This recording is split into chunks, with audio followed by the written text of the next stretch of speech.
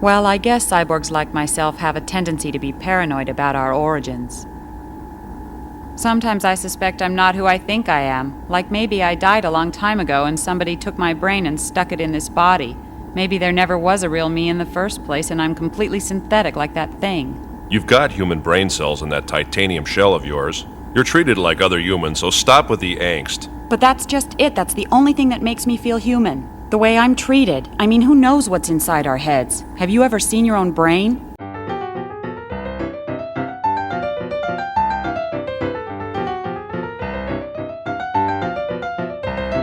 Hello and welcome to Comic Book Movie Oblivion, the podcast about feature films based on comic books and comic strips that people have stopped talking about.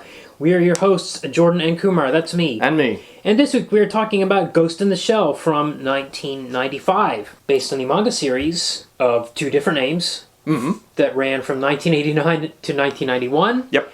by Masamune Shirow. And those names are, well, one is The Ghost in the Shell. One is Ghost in the Shell, which was Shiro's choice, I believe, of English language title, or I don't know how he came up with it, but that was always the English. I can talk about that. Okay. But first off, what was the Japanese title? It translated basically as to, like, Armored Tactical Squad. Yeah, so the most anodyne title. Yeah, very generic. I don't even know how he settled on that for the Japanese title. This was forced on him, basically. Right. He wanted to call it Ghost in the Shell after Ghost in the Machine. Right. Which is a well-known expression to describe mind-body dualism. Yes, and Rachel Talale movie right after Tank Girl, or right before, somewhere in there. Oh, well, we'll get to that. It's a kooky movie. Yeah, I haven't seen Ghost in the Machine, the film, the Rachel Talale film, actually. But yes, so it refers to the idea that the mind is a separate thing from the body, the Cartesian duality. So Shiro, as it turns out, is like a very kind of omnivorous reader, and he'd read a work on philosophy of the mind by Albert Koestler, which is called The Ghost in the Machine. And as a homage to that, he wanted to call it Ghost in the Machine. But the editorial staff, wherever, this time they vanished for the rest of the book. But when coming up with the title, they said, no, you can't call it that. You need to call it generic manga name, please. But he has used some weird kanji. There is a kanji for shell in there. It's like, what's it doing in there? It's like attack, shell, tactical team. It's weird. Anyway. So it came out between 89 and 91. Before this, Shiro was already kind of famous as kind of a cyberpunky kind of manga artist. He had done series like Dominion Tank Police, Orion, Black Magic. Appleseed was probably the biggest of those, ran from 85 to 89, so that was the one right before Ghost in the Shell. Was very cool, futuristic stuff, beautifully drawn. Yes. And somehow this movie comes out, 1995. Yes. Well, and the English edition comes out around the same time, from Dark Horse. Yes. Translated by Fred Schad, who has been on the podcast a couple of times. He translated Astro Boy and the version of Rose of Versailles that was lost. Right. The one that was banged out for the Yes, film. but I did actually get they did put out a volume of his translation. Oh, okay. So I actually had acquired that since. But anyway, he was like one of the top guys. The other translator on this was Torrin Smith. Right. Who was the head of Studio Proteus. Yes. That was like one of the most formative, important manga translating packaging outfits. A lot of times you would see like the logos of Dark Horse and Studio Proteus, or Viz and Studio Proteus, because they were like packaging, lettering, translating, doing the whole thing. So he was the top guy as well. So we've got two of the top guys. I'm mentioning this because there's no way to understand what the hell is going on in this comic. The translation is a totally thankless task. I'm sure. But we'll kind of get into all that. So yeah, I mean, we're kind of leading into it. So Shiro was an established manga artist. I don't remember anything else he wrote being as confusing as Ghost in the Shell was. Sure. But I think somehow because of the success of the movie in the West is how that ported over. I don't know. I don't imagine it would have come over otherwise, because there was a gap of like 4 or 5 years where it had not come out. 100%. People want to read the Ghost in the Shell manga because of the Ghost in the Shell anime. Yeah. 100%. There's no doubt in my mind. Yeah. Because this manga is a big mess. Yeah, and it's kind of the last manga. He did, right. Yeah, so he does Ghost in the Shell 1.5, which I think was like some chapters that were left out of this collection. And then he does Ghost in the Shell 2.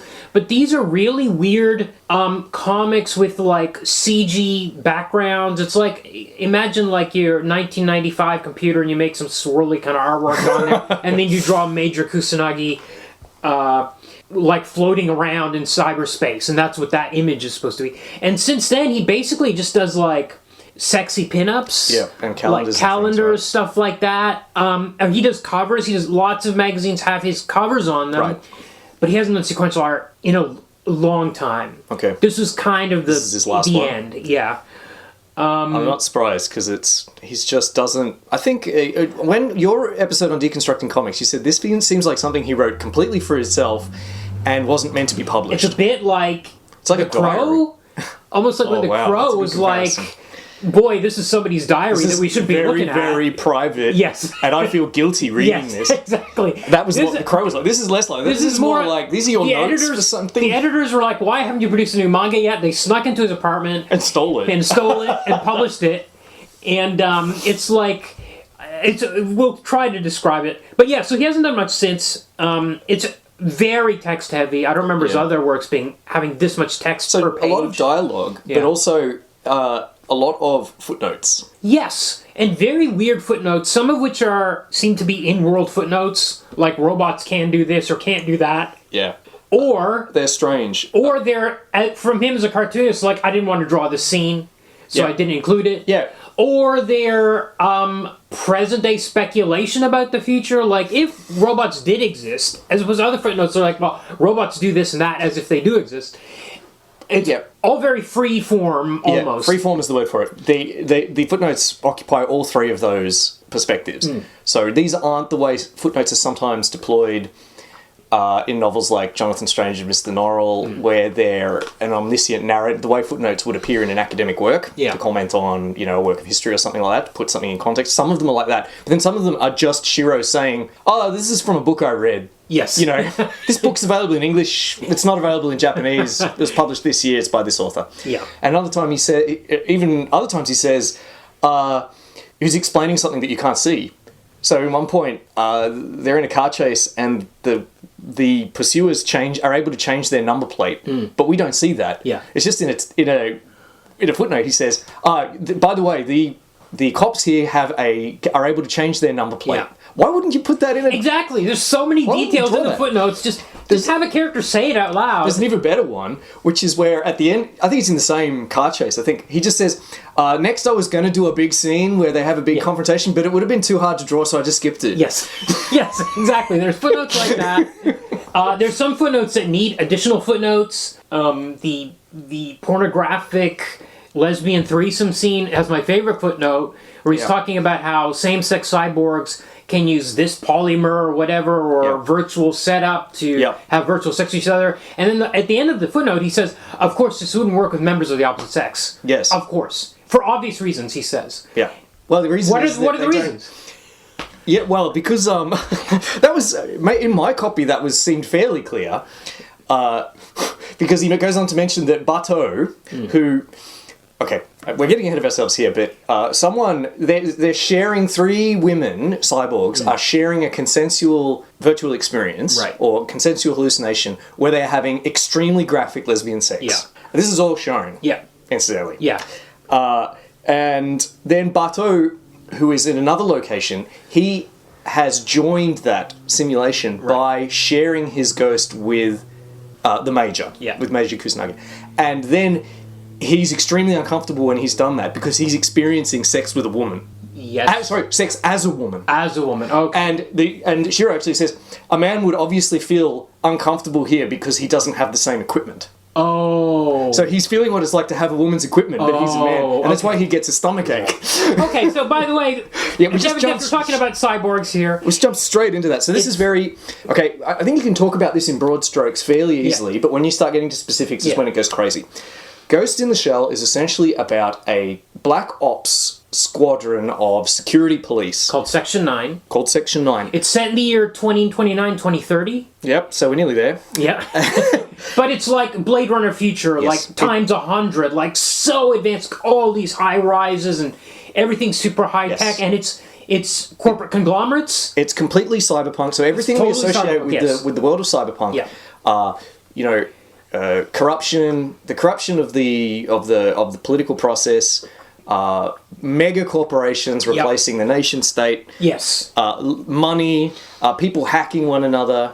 Yeah. Lots of hacking, so lots of cyberspace, lots of people projecting their avatars places, and cyborgs. Lots and lots of cyborgs. Oh, and future world wars. In this case, World War IV. Yes, we've gone up to World War IV. We skipped World War III and just went straight to World War IV. Yeah, it hasn't been depicted, but apparently the next 40 years it was enough to There get were through two world wars. There's some sort of difference between cyborgs and robots, I guess because of cybernetics, but in this world, for some people, I think like Major Kusanagi, the only human parts left are the brain and the spinal column. Yes, so you can go full robot almost. Yes. And they use the term, the ghost in the machine, or the ghost in the shell in this case, is you. So we use the word ghost to describe the part of you that you recognize as yourself here. So consciousness, basically. So they're often talking about their ghost. Yes, but is it clear? It's not. I was like, immediately my mind went to, okay, they're talking about consciousness. That's the word they use, but then there's talk about ghost hacking and stuff like that. It's more than just consciousness. Yes. It's the part of yourself that you recognize as you being separate, that is separate from your body. Yeah. So in the old part, in Descartes, you know, in Cartesian duality, it's the soul that occupies the body for a brief time before going on to something else. Everyone,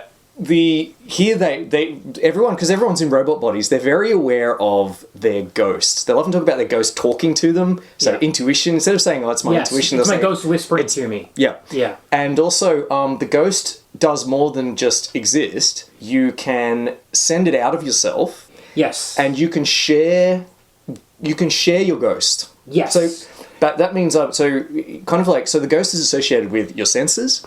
So for example, when Bateau hacked into or connected with the Major when she was having sex, he was merging with her ghost. Right. And experiencing what she's experiencing. And people will just do this in the comic. Yeah. To save time on briefings or something. Yes. Like the Major says in the very first issue, the Major says, I can't be bothered explaining it to you, just hack in or just log in to me. They've got IO ports on the you... back of their necks. Sometimes that's how they... Sometimes they need that, sometimes they they just do it by Wi-Fi. Yeah. It's the same in the film, actually. It's not really clear when they can use Wi-Fi and when they have to connect physically. But yes, and when Bateau and Kusanagi are sharing, sort of their ghosts are merging together, they can sort of feel what the other is feeling. Yes. So, you know, I think Bateau in that first issue says, "Oh, I know why you're so grumpy, you're on your period," or something like that. Yes. This is another thing about the cyborg. So she's on her period, which means she has a uterus. I think Kusanagi in the comic is still mostly human. Oh, is that right? I think so. Oh, Whereas in the film, she's explicitly... But she also says she has her period. She's on her period in the movie. First line of the movie. I think she's being ironic there. Oh. So it's a nod to the comic and her being ironic. Obviously, I can't have a period because I'm completely a robot. Yeah. She's saying, mind your beeswax, you know. Right. So they say, why are you so tested? She goes, I'm on my period. She's a complete robot body. I see. Yes. What else? So Major Kusanagi is the head of this division. Bateau is one of the main members. There's another, I can't remember the names. The leader, the chief, is Aramaki. Yes. He's this old kind of monkey-looking guy. He's really short. Yep. He's got a monkey kind of face. There's, what was the name of the guy with shaggy hair? I keep forgetting. Arakawa, maybe? Or there's a guy with shaggy hair. Yeah. The guy with the beard, or with beard, or without beard? There's that guy, too. There's Togusa, Maybe he's the one with I can't remember. Anyway, bunch of cool dudes. Yeah. That are in this team. They're a hard-bitten squad. Nice. Well, some of them are kind of like. Well, they're jocular. She's the smart one. Yes, but she's her leadership archetype in the comic is different from the way she is in the film. Right. The characters are very different. There's plenty of humor in the comic. Yes, and the art, despite being that super highly detailed Masamune Shirow art, is rubbery and cartoony when it wants to be, like many other manga series. Yes. It'll switch into like Ranma 1/2 type looking characters. Yeah. Or you'll the be chibi. SD chibis, yes. That kind of thing all the time. So it's a bit rubbery, there's kind of some humor about it. So Kusanagi is kind of like a hard-drinking, hard-fighting ladette. Yes. In the comic. Has a boyfriend in Section 9 at one stage or something? No, she's different section, Section 6 or something like that. She's in Section 9. Oh, she's in Section, that's right, yes. Yeah, and essentially there's no story as such. It's more just a series of vignettes about them solving... Each issue's a mission, basically, yeah. Solving missions where we learn a bit about the world. Well, we never learn much. He attempts to tell us something about the... Or we don't learn enough. Look, almost never did I know what was going on or why it was going on. Yeah. They're like in, I think the first or second... Well, the first one... She assassinates some sort of diplomat. Yeah. These two diplomats are speaking to each other in the secret meeting. Don't know what. I never understood what they were talking about. No. She assassinates them. Aramaki is there. This is, I think, before Section 9 is formed. Yeah, we see when Section 9 is shocked. formed. Yeah. We learned that she's gotten this order to assassinate this guy from the Prime Minister. I don't understand why this happened. Somebody was seeking asylum or I never understood. Every issue I never said. Then the next issue, this team is finally formed. They've got the financing for it. They're sent to some place where they've got some sort of facility, like an orphanage or something, where they're using kids for labor of some sort, but they're plugged into machines, and then one of these kids escapes, and then... Yes. And we have like a fight.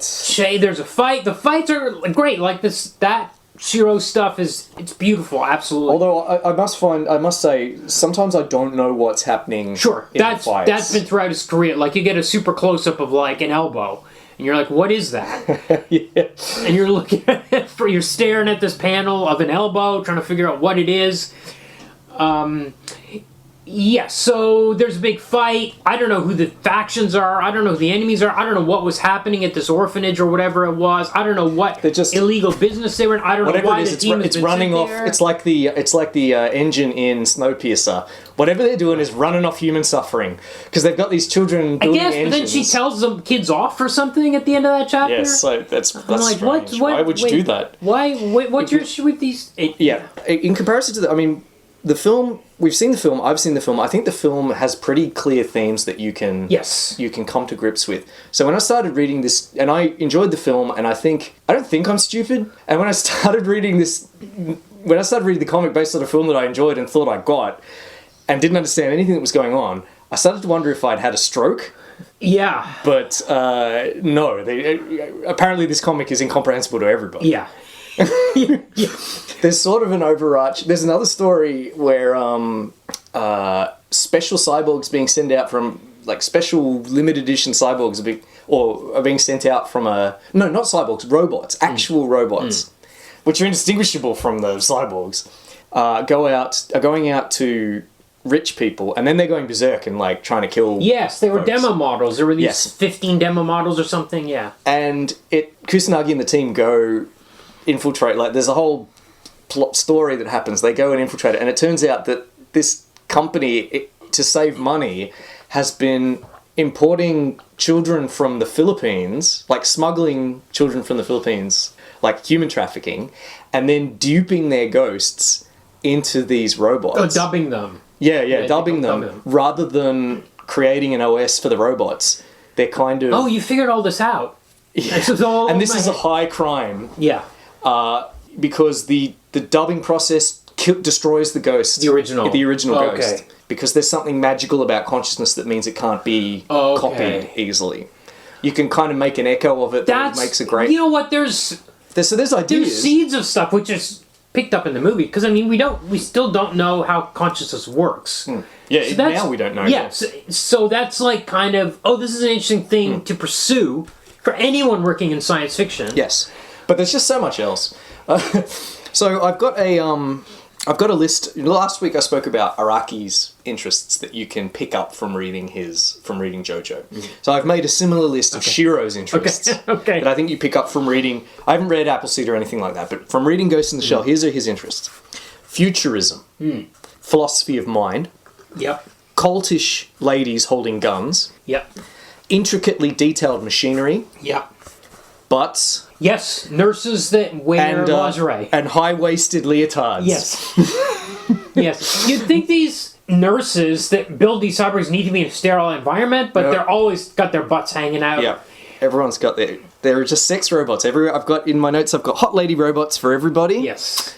I'm sure, you know what, I'm sure he's doing as well in his career of drawing sexy ladies on covers as he was drawing entire manga pages. Right, and, for sure. I mean, the cityscapes here and stuff are amazing. I'm sure his studio assistants were... The art is beautiful. Worked to the bone. For sure. Putting all the lines in all these buildings. But you can obviously see that he's probably doing as well now, I have to imagine, financially, just doing the pinups. He's a bit like Sorayama, who drew the sexy gynoid robots, the chrome. Right. You ever see those? No. I know I can visualize. Yeah.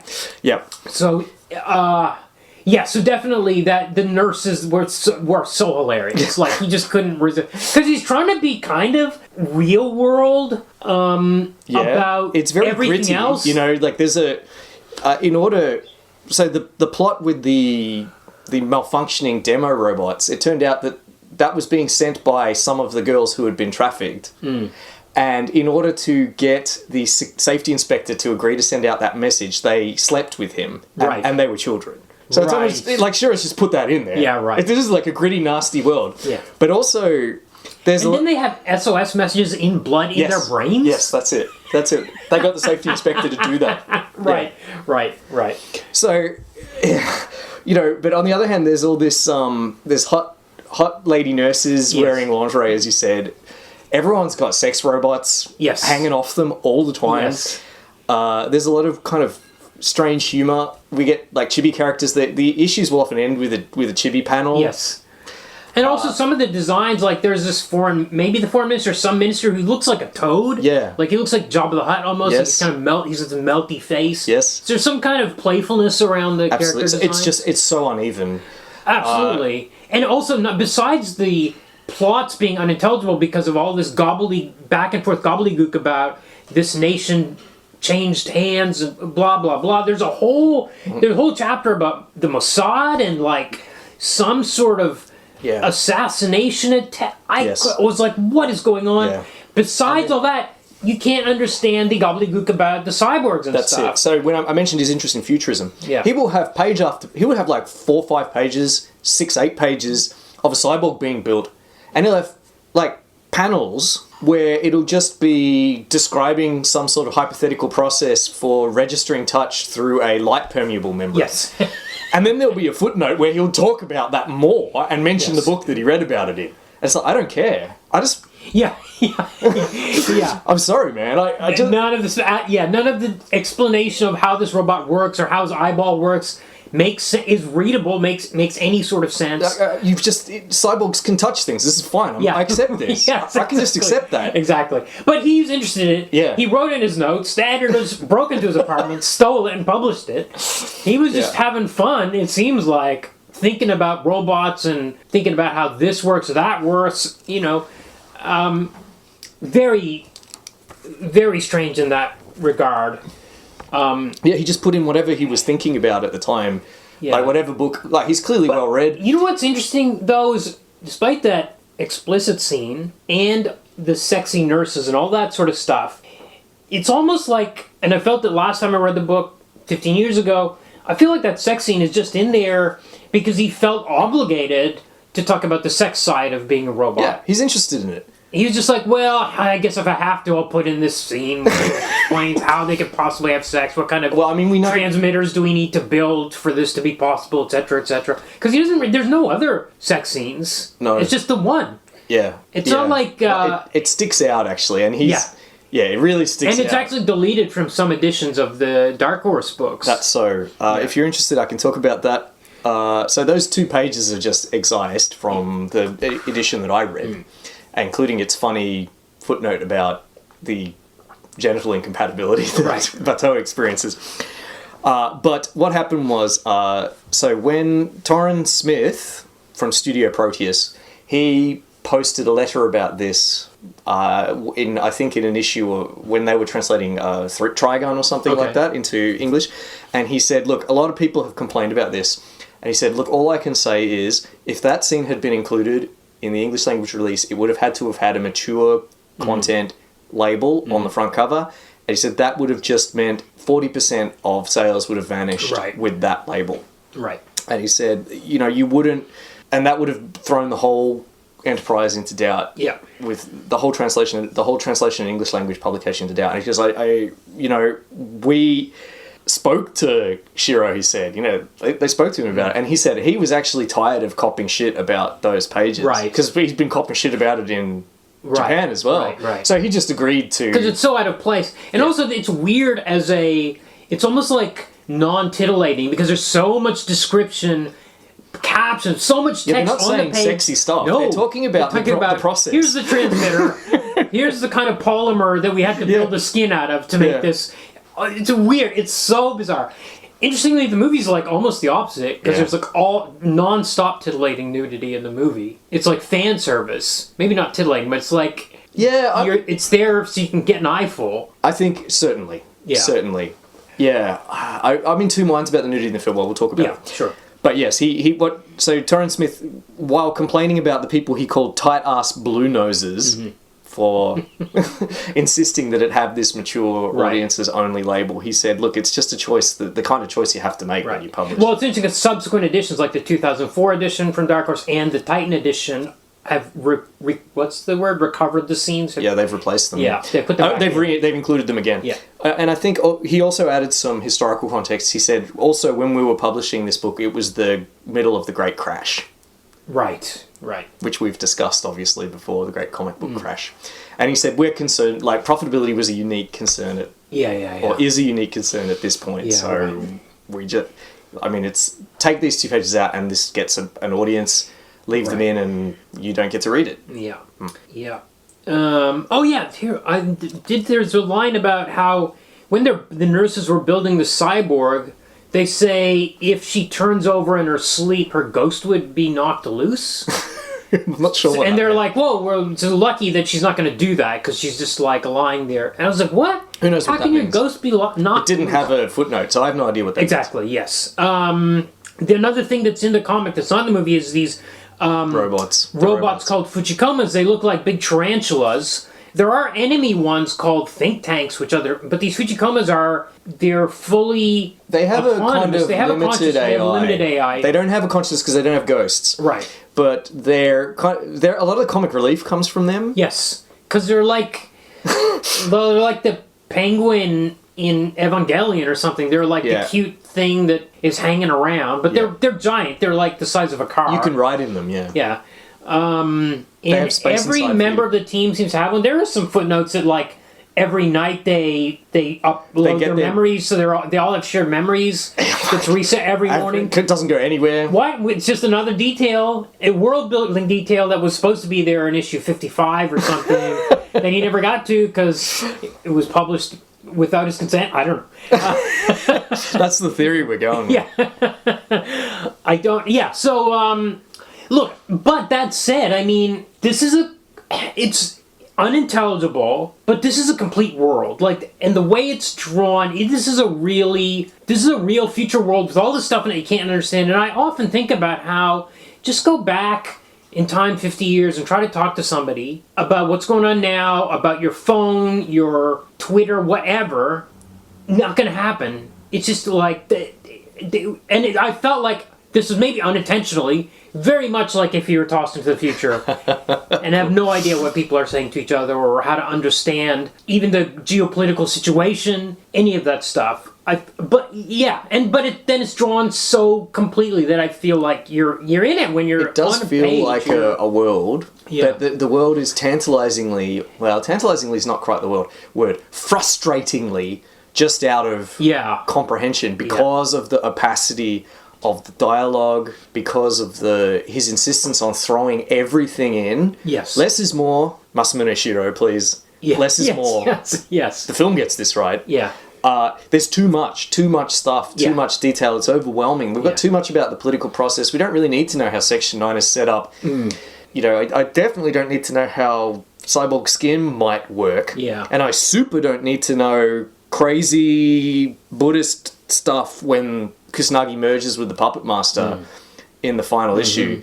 There's all this janky kind of like pseudo-philosophical meandering about categories and slack. Something about karma or something? Karma's it. Well, there's something about karma. There's something about them being karmically connected. Yes, that's right. Karmic connection. That's what it was. That's left out of the film. But there's all this, like, there's some, like, I guess, stuff that he's picked up from his reading the Philosophy of Mind books, like the Albert Kursler book, where he's talking about, like, holons and slack. And just, we have no context for what these philosophical terms mean. You've offered no definition for what they mean. So we don't know what they mean. We don't know what it means for an organism to have slack. It's just very frustrating. Yes. That's the word and this for it. badly needed an editor, and apparently... Yeah, I'm curious about the editing process too, what was going on there. So I just want to mention a couple of things there. Sometimes we hear about this puppeteer character, some sort of hacker. It's the closest thing it has to an overarching narrative. Maybe it shows up once in a while. Yeah. The foreign minister's interpreter is infected with a virus. Yep. And they think that she was going to be used, because everybody's cyborg can be hacked. They think she was going to be used to assassinate somebody at this meeting. Yep. But they're trying to get the virus out of her, or track the source of the virus, and send her back into the meeting. I'm not sure why you wouldn't just get a different interpreter to do this job. Who knows? Anyway, they find out it's being done by these garbage collectors who they've been, spoiler, hacked as well, so they don't know, especially one of them doesn't know what he's doing, but at every stop he gets on the phone and he makes his call, and that somehow is activating this virus or pushing it through or something. He's doing the hack. Yeah. Yeah. So at the end, they track these guys down and they arrest them. There's an interesting moment here, which we'll talk about when we get to the movie especially, but when they reveal to this guy that his wife and kids are just memory implants, it goes into chibi mode. Yeah. It's like a gag. It's treated funny. Play for laughs. Yeah, it's like a gag. Play for laughs. Hey, oh, dang! My wife and kids aren't real! Yeah, exactly. Like, this should be a horrifying moment. Absolutely. And Shiro absolutely does not let it breathe. No. You just straight onto the next panel where it's Chibi Guys and he's going, oh, dang! Yeah. Yes. Yes. And you know, like, Section 9 like, punked? Yeah. It's terrible. Yeah, they're quite heartless towards the victims of all these crimes, including like those kids we talked about earlier. For some reason, she's really hard on them. Yeah, she's really mean to the kids who have been enslaved. And she's like, oh, it sucks to be you. You should have tried not being enslaved. Yeah, yeah. Later on, we get this storyline where this robot has been self-assembled. This factory has activated itself and built this robot. Yeah. The robot goes out, it's a naked lady, and it gets hit by a truck. I think the Puppet Master plot is fairly faithfully adapted in the film. I agree. Yeah. Yeah. Yeah. And they bring that robot back to base, the Section 9 base. But then I think Section 6 shows up or something. Don't understand and who's showing up where, who wants what, and no time did I know what was going on. Anyway, there's an explosion, the body is stolen. Yeah. So Section 9, our heroes, chase after it. There's a car chase, beautifully drawn car chase. Yep. They recover the brain that was, I guess, taken out of the body. They take it to some place. I don't know if this is I don't know what this place was. They break into this place, which seemed like it was Bato's safe house, but as soon as they open the door, then these punks, like apocalyptic wasteland punks show up, like, the door's open, let's go in. They've been staking it out. They've tried to get in. It doesn't matter. It doesn't matter. But anyway, this turns out to be the Puppet Master, and it turns out to be just like a consciousness, and it wants to fuse consciousnesses with... Eventually it decides Kusanagi to become a full, like, life form that can die and procreate. Yeah. This is all in it. This is all in the comic, but it's surrounded by all this noise. Yes. So much noise, not enough signal. In fact, I wonder if I was able to tease this thread out of it because I knew the movie. 100%. If I hadn't seen the movie and I read this chapter, I'm not sure I would have understood what was happening. Because there's just so much... Even though at the time I read it this week, I hadn't read it in 15 years. The signal to and haven't seen the movie in probably 20. It's just one thread among a big tangled mess. Yeah. And the screenwriter for the film, Kazunori Itō, has done a brilliant job of teasing out the most interesting or interesting threads and weaving them into a coherent whole in the film. Yeah. Which is he focuses on the Puppet Master's story, basically. So at the end, once this fused mind, the fused consciousness is now in Motoko Kusanagi's head, Bato takes that head and puts it into a new body. At the end, it turns out to be a male body. He didn't actually know that at the time. But she wakes up in this male body. Now is these two minds as one. And then she walks out of there as like, Bato, we may never see each other again, but we'll set up a code word in case we do. And she just looks out over this incredible seascape, one of the best drawn things you've ever seen in your life. Yep. And says, the net is vast. The net is vast, or something like Where that. am I going to go? The net is vast. Yeah. Yeah. And that's basically how the comic ends. Yes. But it doesn't feel like a resolution because there's just been so much. Yeah. At no point does it really feel like Ghost in the Shell, the manga, is the story of Kusanagi and the Puppet Master. That's right. It does not feel like that. It's like he's just trying to explore little corners of this world for his own fun. Yeah, that's it. Yeah. Whereas the film is absolutely 100% the story of Kusanagi and the Puppet Master. Yeah. Yeah. That is what it is. Yeah. 85 minutes of it? Oh my God. 75, something like that. Fantastic economy of storytelling. Yes. Yeah.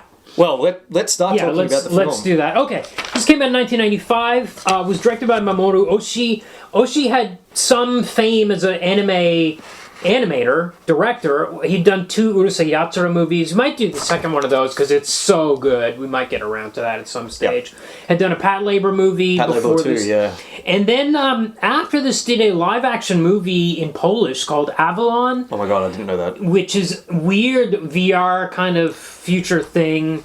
Cool. I don't know why. I think I saw an interview where he said he just liked the sound of the Polish language, so he found Polish actors to be in this thing. That was also written by Kazunori Itō. Right. At this time, Itō was writing the 90s Gamera trilogy.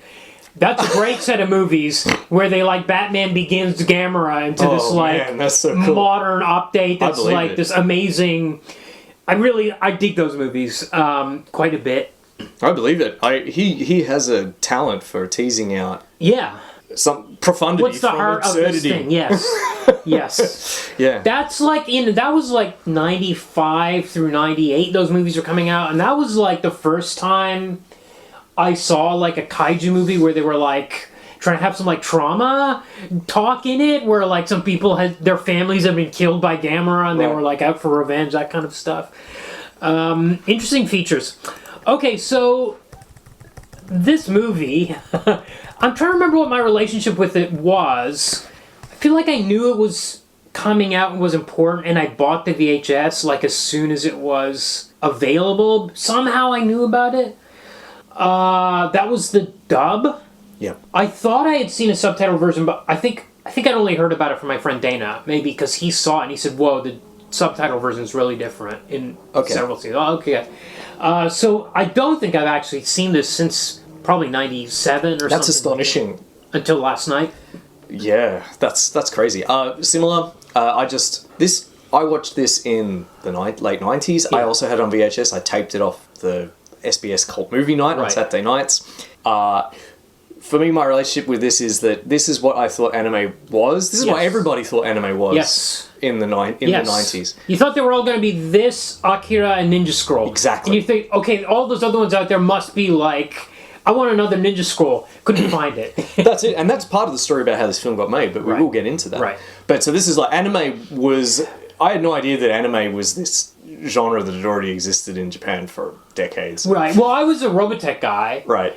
So I knew about series, but Yes, the idea yes, that there that's was right. films that were made for adults, and to my mind, they were all unbelievably dark, violent, and philosophically profound. Yes. Every anime was like that. Yes.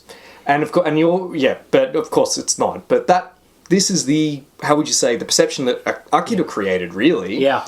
And that was my lived experience in the 90s. Yeah. So yeah, I had this on VHS. I watched it over and over. I loved it. I really liked it. I saw the dub as well, and I liked the dub. I've looked around online, and it's quite well regarded, the dub, Right. for the period. Yeah. Before English language dubbing of anime became properly professionalized. Right. This one is still regarded as being excellent. Right. Okay, so we start with the assassination scene. Yes. So this is the scene where the diplomats are meeting. They're having a secret meeting kind of in this big high-rise building. There's an attack by some forces. The police, essentially, or somebody's coming to arrest. You know what? Again, I didn't know what was going on. No. Fine. We just know that there's... this is a different... This is less is more. That's here. right. It's not Somehow, an overload of information. I was like, okay, I don't know who this diplomats are. Who are these people? What are they trying to get at? But it almost didn't matter. No, it doesn't. I should point out at this point that we did not watch the dub. We watched the subbed version. Yeah. So we were listening to the Japanese audio. Essentially, these people are meeting and they're having some sort of discussion about a bug. Yes. Some sort of bug in a system. And somebody's trying to someone's trying to defect. or Yes. seek asylum? No, Yes. defect. He's trying to defect. And this is a setup, which is fine. And then the police, or perhaps it might be Section 6, which we later find out is the Foreign Ministry, attack them. There's stuff that's straight out of the comic. That bodyguards scene plays out the same way. have rad submachine guns inside of briefcases. Yes. Oh, this film is so cyberpunk. Yeah. Much like the comic, in that you never do anything simply in this movie. Yes. Everything is over-engineered. Yes, 100%. An elevator has 50 moving parts. Yes, to jump way ahead, there's this... One of the greatest scenes is when this guy's about to operate this computer, and he holds out his hands, and then his fingers kind of fractally expand into more fingers and more fingers until he's got like 50 fingers coming out of his 10 fingers, and then he types at super speed. Yeah. And then you see some other, like, this room with these 3 girls that are like texts that are all typing the same way with 50 fingers. I'm like, wait, what if somebody with 10 fingers who doesn't have this add-on comes in, can they use these keyboards? Hell no, they can't. Why not just use an I.O. port and just plug into the machine? Why do you need to manually type stuff at this stage in the future? So they can't be hacked. Right. Okay. So anyway, it is over. These fingers are over-engineered, but they're awesome. But everything, like everything from lifts to doors. Yes. Everything, it's very cyberpunk. Everything is just over-engineered. Like a door can't just, no one opens a door. Yes. Doors have like 10 moving parts, like a thing will iris open, telescope, slowly move. Yes. With like 5 different segments that slowly open one at a time. It's so great. Yes. There's a scene where they're in the lift, and the lift has like 20 moving parts. Yes, absolutely. Like as the door closes, all of these locking mechanisms engage. What, just for the lift? Yeah. It's great. I really love it. So in this scene, the bodyguards for these foreign diplomats, they have briefcases, which are just fake. Yes. They have fake briefcases. They press a button on their briefcase, and the briefcase part falls away, revealing a hidden gun in the compartment. Why not just carry guns? Yes. Yeah. Why not just have regular submachine guns in actual briefcases? Yeah. Doesn't matter. This is the cyberpunk future where everything is massively over-engineered. Yes. I need a thing that looks like a briefcase where I press a button and it transforms into a gun. Yes. So cool. Yes, 100%. 100%. So after this, they're attacked by the police and there's this big shootout. Just like in the comic, Kusanagi is waiting on a rooftop of this building or across the road, and she is able to turn invisible with this optical camouflage system, a bit like the Predator. She strips off naked. This is the difference. In the comics, she can just turn invisible. Yeah. In this version, she has to strip nude to do it. Now, this is partly titillating. Yes. Literally, Yeah. literally titillating, because her most, I guess, exciting physical feature is her breast. She has natural-looking human breasts, despite being all cyborg except for her brain and brainstem and part of her spinal column. And no pubes. Well, she has no genitalia. Right. like a Barbie. She's like a Barbie doll down there. Right. She does have she does have buttocks, which we see a lot. Yes. But and I think this is partly to titillate us, but also partly to show us just like kind of how alien she is too, in that she doesn't, or how functional her body is, in that it doesn't have. She doesn't bother to wear underwear. Over her featureless crotch. Yeah. She's to kind of show us that her body is a functional object more than it is something that she is physically attached to. This isn't it. Okay, so my take had always been that the shots were always just angled in a way that you couldn't see up there. And maybe there was genitalia. No, there's no genitals. Okay. She's completely featureless. I'll bet anything on it. And I think partly because me in the 90s thinks all anime, because this is partly made for a Western audience, partly. Mm-hmm. Anime means tits and violence. Yes. Absolutely. And philosophy. Like heavy metal. Anime, magazine. tits and violence and philosophy, like heavy metal magazine. So you want to see tits. But also, I think it serves a point to show that Kusanagi has no modesty because she doesn't feel attached to her body. It's prefiguring. I'm going to open a tab. Mm-hmm. Have you seen the movie Under the Skin with ScarJo? No, I haven't. I hear it's great. It's really great. It has one of the most strange nude scenes. Because she's an alien, but she's in this human skin. And there's a scene where she examines her nude body in a mirror. And she's like, it's hard. She's like processing, like, what is this kind of, not really understanding what it is, just feeling like, this is a weird thing I'm inside of. So there's just a weird non-connection to the fact that ScarJo's going to be in the live-action version of this. It's coincidence that you mentioned Scarlett Johansson.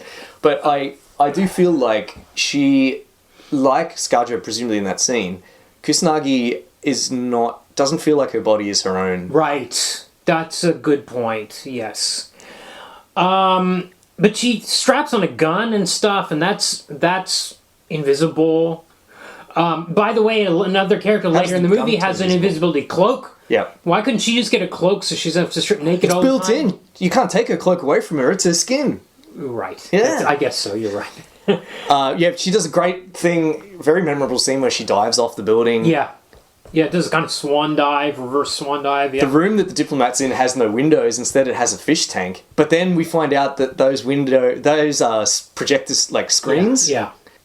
Wild, I suppose, in mid-90s imagination that you could have a flat screen that's as wide as a window, slightly less we had that now. in Total Recall, which was a few years before this, where you have it's like they're... That's true. And it's like a mountain view or something like that, and then you realize it's a screen, they switch it to the news. She shoots through it, though. Yeah. The Major can see in through that window because we hear her voice. She shoots the diplomat while he's in the process of being arrested. Yeah. She shoots him with some kind of explosive bullet, which is done presumably because everyone's brain case is protected by titanium. Yes. So it's a bullet that kind of like burrows in and then blows up. Yeah. Very gory. Yes. Which is what we want. Yes. And then everyone's, both the diplomats and the team and the arresting team are very flustered. They run to the window, they look out, and Kusanagi is there. Yeah, and she's visible for some reason, and then she re-invisibles herself. Just to be cool. It is just to be cool. It doesn't make any sense. She fades away as she's falling away. Yeah. It's very cool. Incidentally, Kusanagi is not a real name, right? I've never heard it before. I think it's maybe a kind of a famous sword.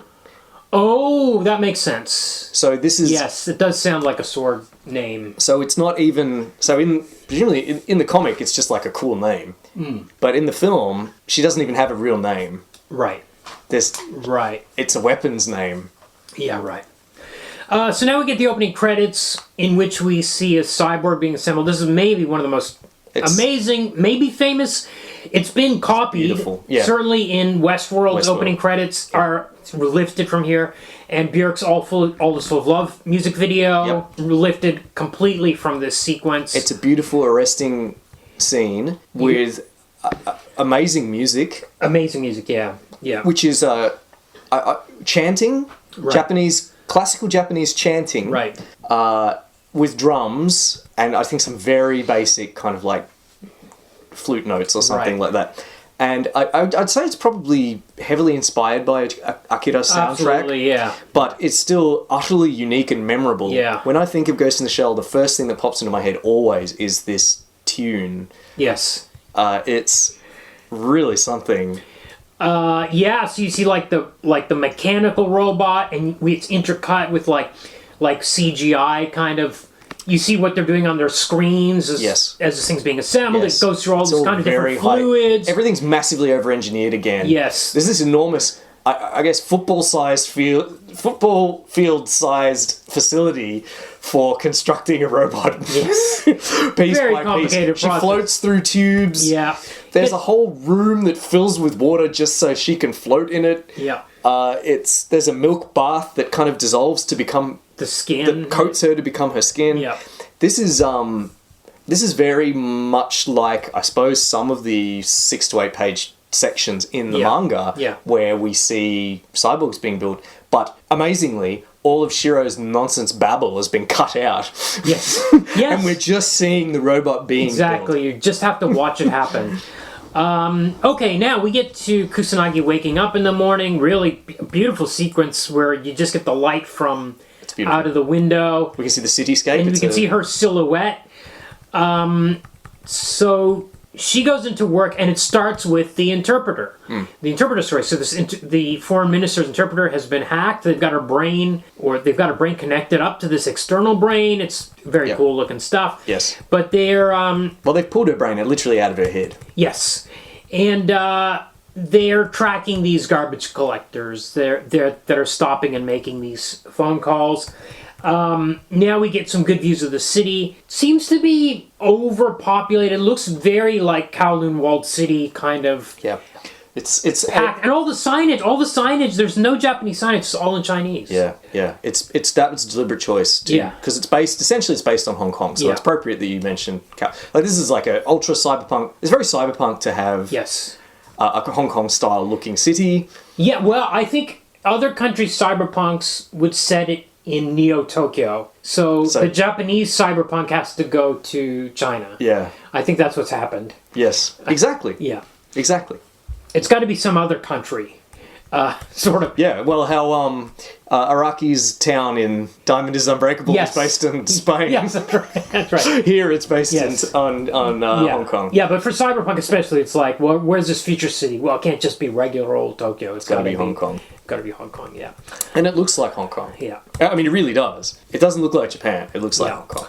So, in the comic, once the garbage men figure out that the cops are onto them, there's a chase and they're captured. This plays it a little bit differently, because they catch up with this guy that is leaving these phone cards taped under the phone booths. Yeah. Right? So they catch up with this guy, there's a big chase and a fight with this guy, which is not in the comic. No. So there's this sophisticated kind of hack going on the interpreter. Yeah. It's using, as in the comic, it's using some sort of old fashioned... HA3 virus, it's called in both versions, yeah. Or I think the HA3 might be the deck. Oh, okay. Well, it's not a deck. They're doing it through a phone, so it must be the virus. It's the virus. Our translation was not super clear. But it's very confusing. It's like, oh, why did they use this old one? Now we get a super long, confusing explanation of like, they're trying to deflect Kusanagi has theories. She says that there's a guy, a diplomat from the same country where the diplomats were from. Gavel. The Gavel Republic. Yeah. The former head of it, called Mazda or something. Mazel? Yeah. Marzel or something? Yeah. He has defected. And we get a scene where the foreign ministry, who kind of take the role of antagonists in this film, say to Aramaki, the old man, the wizened old monkey man, who has a very understated role in this film, unlike in the comic, that... Well, we would export him if we could, deport him if we could. We don't want this hassle. We want to normalise relations with the new regime in the Gavel Republic, but unfortunately we can't just deport him because we have to keep our hands clean. Right. And then they sort of say, like, that's where you come in. You know, we never, unlike in the comic, we never find out what Section 9 is in the film, but it's totally fine. Yeah. We don't need to know. Yeah. We don't need to know. It's like MI6. Exactly. It's just a name. We don't need to know. Doesn't matter. Yeah. And then that's a bit of a smoking gun for later on. But now we find out that the interpreter's being hacked, but she's being hacked with an older virus, the HA3 virus. Kusanagi and Shaggy Guy. Yeah. Young Shaggy Guy who is not a cyborg. Yes. What's his name? His name? Togusa. I Togusa. think. Yeah.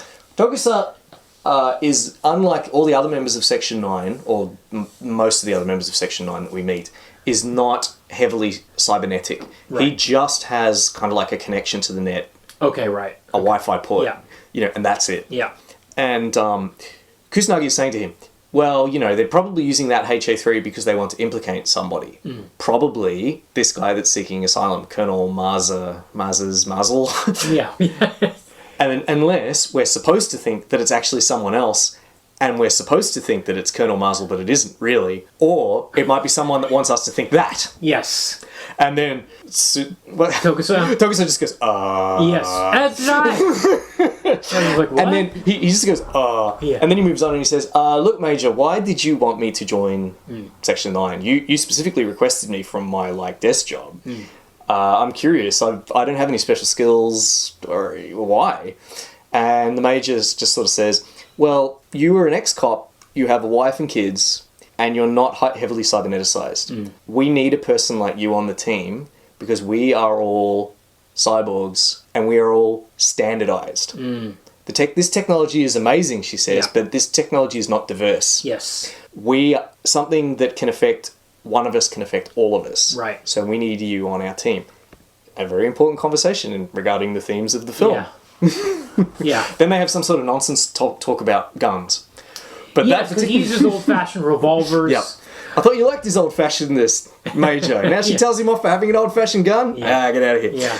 Right. Then so back to the garbage collectors. Yes. So the garbage collectors are arrested by Togusa. They have a crash. Yep. Togusa's assigned, but then Bato, the big tank of the group, pretty much, or the big macho guy. The big guy. Yep. And Kusanagi go after the actual hacker, this guy that's wearing The guy that's been planting the discs. Yes. So the garbage man he's talking about how he knows he's doing ghost hacking, which is illegal. But he believes he's doing it because he needs to get information. He needs to ghost hack he thinks he's ghost hacking his ex-wife. Yes. Who is trying to take custody of his daughter away. Yeah. He loves his daughter. He tries to show the other garbage man a picture. The garbage man is not looking at this picture. Yeah. But all this guy can do is talk about his daughter. And so he thinks he's hacking his ex-wife. Yeah. Meanwhile, there's someone moving ahead of him planting the discs he needs to put in the phones to do the hack. The garbage man, as soon as the garbage men find out they're being traced, the garbage man that's been making the calls flips out and says, I gotta warn that guy. Yes. The guy who set me up with this. Yeah. And so they have a crash, they're arrested. Then Bato and Kusanagi go after this guy that's been planting the discs, who is really weird and creepy. Whenever he sees something threatening, he smiles. Yeah. And he has, as you pointed out, The invisibility cloak. invisibility cloak that's just like a parka. Yeah. Yeah. So there's a great action sequence here. Where they run through a wet market. Yes. Really cool. And Kusanagi goes invisible and beats him up, so he's being tossed around. Yep. It's like Exorcist kind of scene where he's being thrown really around cool. by something He invisible. looks like he's a poltergeist. Yeah. We see he's being put in wrist locks and ankle locks and all sorts of things, Yeah. and yet we don't see. It's just twisting in midair. It looks really cool. Yeah. Eventually when they manage to beat the guy up, they're like, can you remember your own name, your mother's face?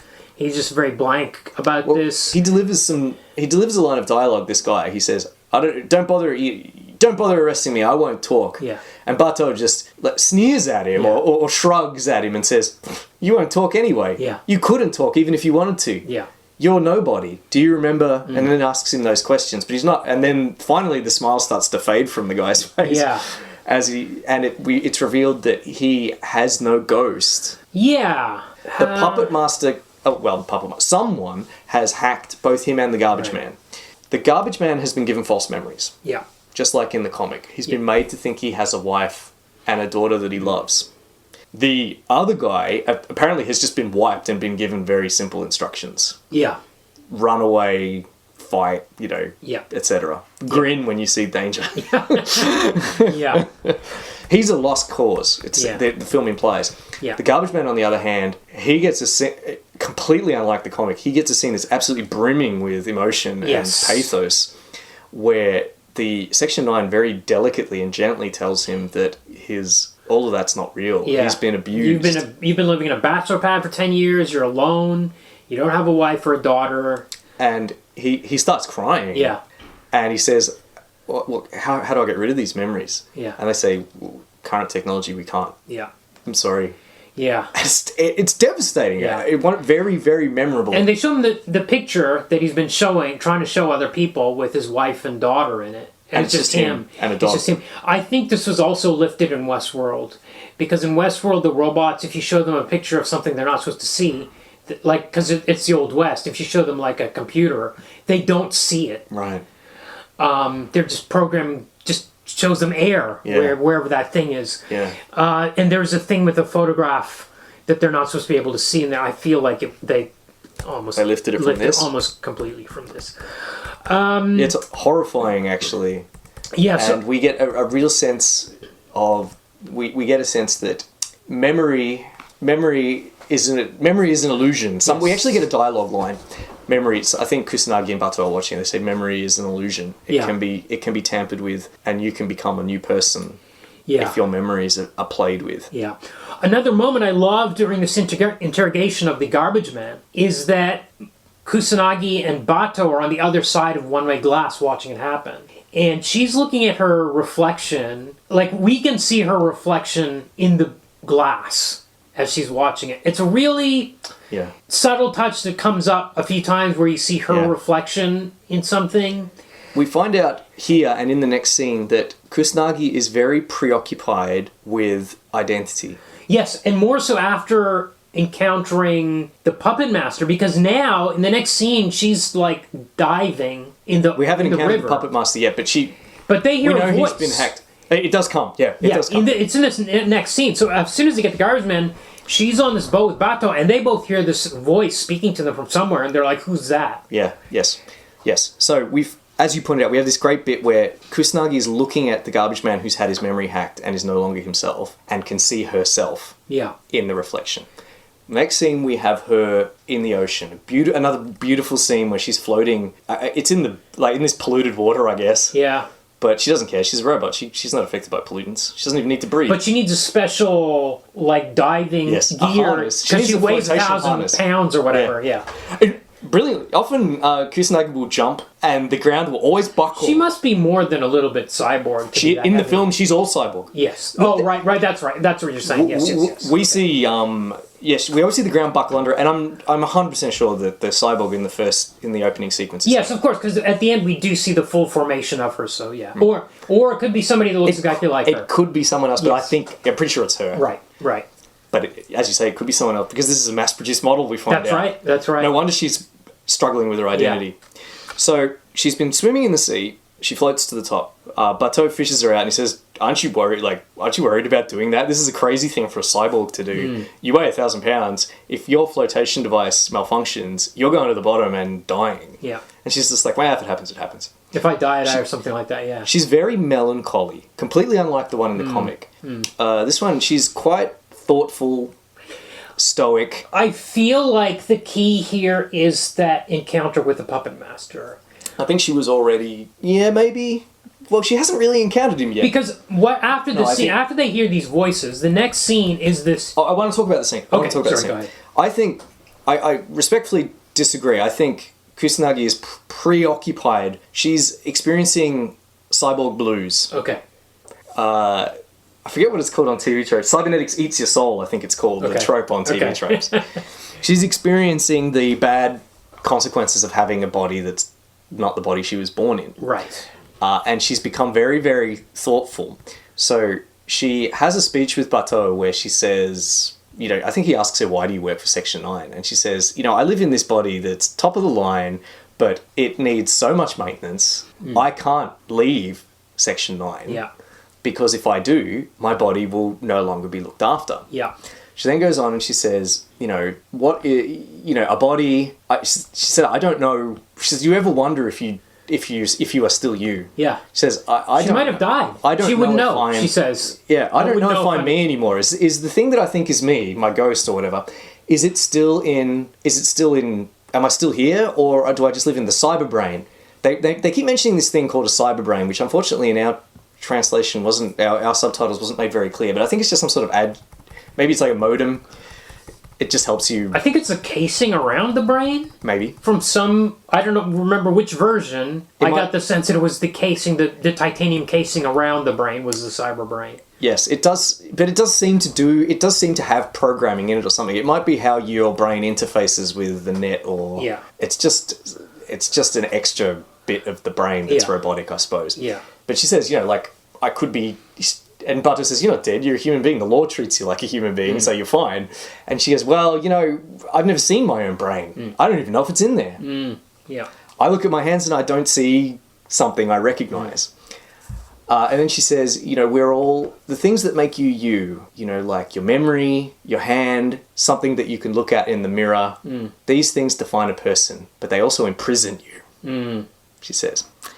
Then she hears the voice that you mentioned. They hear a voice. Well, no. Or is it just Kusanagi? It's on the boat. Yeah, this is still on the boat. I'm still on the boat. But the stuff about maybe I died a long time ago, that's after. So there's two conversations. Are you sure? I'm pretty sure it's on the boat. She does talk about consciousness and memories and childhood and all that sort of stuff, the ingredients that make up the human mind and body, etc. on the boat. There's a second conversation in the elevator later. Is that what she says? 2 scenes from now, where she says, maybe I died, how would I know? Okay. And I thought that was on the boat. All right, that's fine. There's two. This is why I'm kind of splitting. This is why I see a triggering point as this puppet master. I see that as the inciting incident of the movie. Good.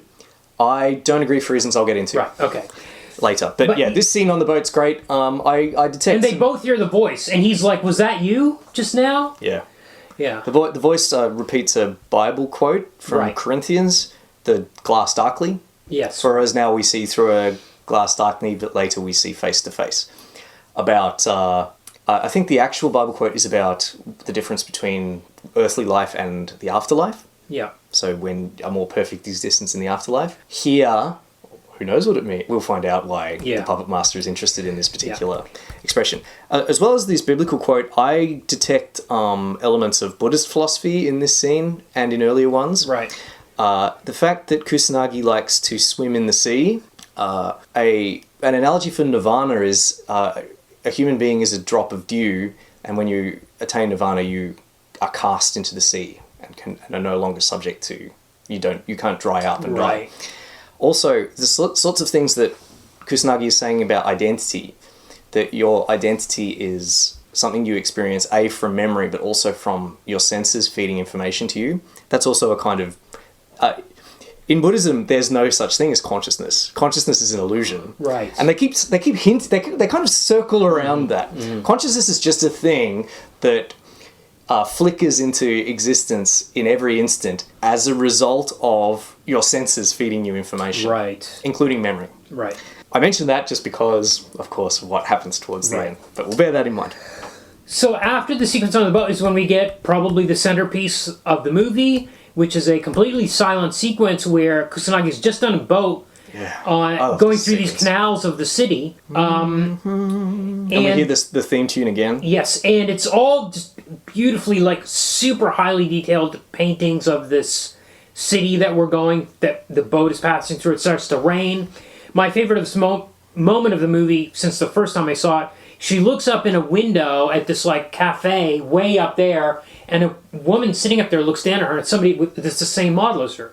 Yeah, it's exactly the same. The same model. They even have the same haircut. Same haircut. They're identical. Yeah. It's any wonder she's questioning her identity. Yeah. And she just looks away and is like, there's no... What I love about the sequence is there's much like the opening scenes where they're building the robot. Oshii doesn't give you anything. Itō doesn't give you anything. No. You have to just look at the mise-en-scène, look at the expression they've attempted, or lack of expression they put on her face, and you have to read this situation. You have to put yourself in there. What would you do if you looked out and you saw somebody that looked exactly like you because you were in a mass-produced body? What would you think about that? Yeah, what would you think? The movie doesn't tell you what to think about it. There's no dialogue for 5-10 minutes. No, it's just another hint. It's just part of the development of the character of Kusanagi. Yeah. And leading to kind of playing into the themes of the film and leading to the consequences of the final events. Yeah. It's great. Yeah. It's such perfect storytelling. Yeah. It couldn't be more different from a 500-word footnote. Yes. Yes. Absolutely. So we cut to this naked lady on the road that's hit by a truck. So we know from reading the comic that this is... the Puppet Master. The Puppet Master. So Kusanagi shows up late at Section 9 because they brought the body back to the lab, as they do in the comic. She shows up late, and they're like, why are you late? She doesn't give an answer, but she's been out on that riverboat thinking about the meaning of life. That's why she's late. Of course that's why she's late, you're right. She's just been hanging out, thinking about the life She's melancholy, universe. you're right. And there is a line in the comic where Togusa says, you've been off your game since we met the Puppet Master. Yes. So instead of having him say it out loud, they don't actually say anything. They say, you're late. That's all. There is a line later on where Batou mentions it to Aramaki. He mentions that she's been off her game since they met that case with the Puppet Master. Right. And then Aramaki says, oh, is she? And I didn't know that. And Batou says, it was in my report. Didn't you read it? Yes. It's actually a funny line. Got a big laugh in the theatre. Yes. I think that line was in the comic as well. I can't recall. Who knows? There's like 5,000 lines in the comic. So, basically we learned that this factory brought itself to life, self-automated, started building this robot, this lady robot. Then Pointedly, this is a factory that supplies bodies to Section 9. Yes. We find out that the Puppet Master, who we know it is, has deliberately chosen to be incarnated in a body in that facility and then allowed itself to be captured in Section 9's jurisdiction for its own reasons. Yes. It could have gone It got trapped into a physical body somehow. It mentions that it encounters what's called an attack barrier. Right. I noticed that this film and the comic is very vague with what like encryption or or what in Neuromancer is called ICE. Yes. Intrusion countermeasures. Attack barriers seem to be ICE. Intrusion countermeasures. Yes. Confusingly though, the manga uses the word ICE as well. Yes. As attack barriers, and ICE seems to mean something else. Right. Really annoying. Maybe they are supposed to be two different things. It's who knows? Baffling. The Puppet Master eventually encounters an attack barrier which mysteriously forces it to download into a physical body. Yeah. But it doesn't explain why he can choose which body he can go into or anything like that. Well, whatever, it's just whatever the plot needs to happen. Yeah. Yeah. But we find out that it sought out Section 9. It claims for its own reasons. It wants to ask for asylum, for political asylum. Mm-hmm. It could ask for asylum anywhere. It claims to be a life form. Yes, a living thing. Meanwhile, members of Section 6 have showed up. Two people, a secretary or someone high in the kind of like ministerial bureaucracy of the foreign ministry, and an American called Dr. Wills. Dr. Wallace, I think, or Willis? Willis? Dr. Willis, maybe. He's the guy with the amazing fractal hands. Yes.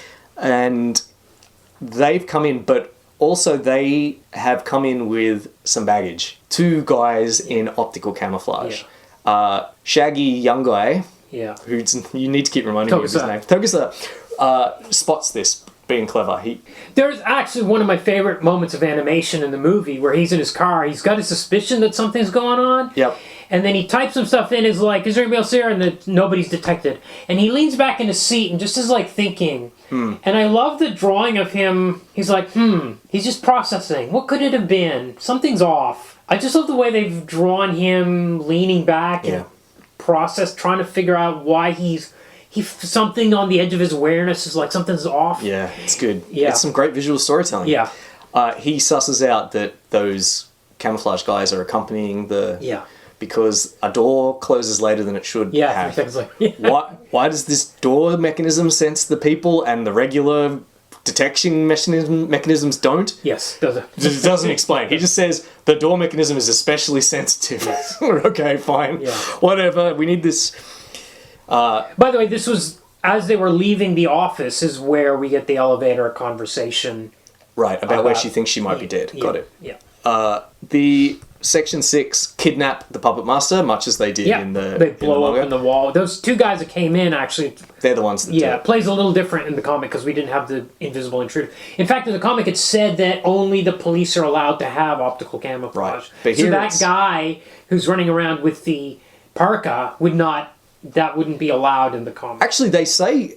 In the film, they say only certain people can have... Actually, that's a bit of a plot hole. Because Kusanagi knows that those guys... That Section 6 is up to no good. Right. Because only Section 6, Section 9, and one other group, whose name... They were called, like, the Flying Team or something really odd. Rangers? Something like Rangers or something like that. Are allowed to use optical camouflage... Or have access to optical camouflage. Right. So, what was the story with that guy then? How did he get optical camouflage? Yeah. He shouldn't have had it. Oh, well, moving on. Stolen. Minor point. Yeah. So the body is stolen, but this time, because Togusa's figured out there's an intruder, they're ready. Yeah. So they just pounce on it. There's a great chase. Beautiful. Beautiful. I love the...